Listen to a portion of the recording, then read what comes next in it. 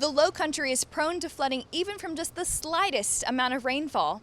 For the past few years, the city of Charleston has ordered a mandatory evacuation due to sizable storms headed in our direction.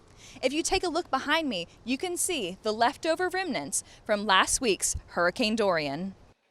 We spoke with Dr. Caudill, the Vice President of Student Affairs, who was able to give us more insight into the decisions leading up to an evacuation. As the weather continues to evolve and we get more clarity on what's going to happen, we continue that communication and we start preparations on campus. And then as we evolve more into knowing the weather and we hear direction from the county or the state or the city, then we put more detailed plans in place.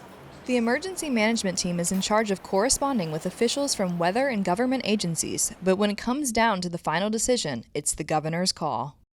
If we decide there's going to be an evacuation, then we start putting plans in place to transport students who may not have a plan.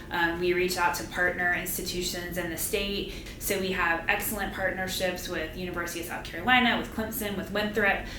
We make a determination based on the space they have available and what the path of the storm is.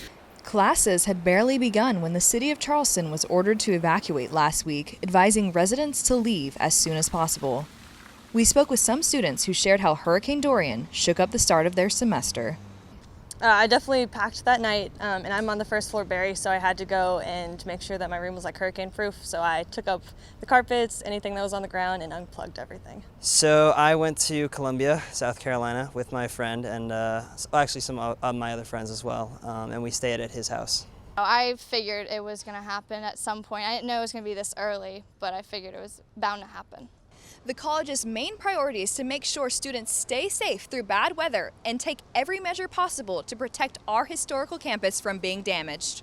Reporting on campus, I'm Abigail Hillerick with WCofC News.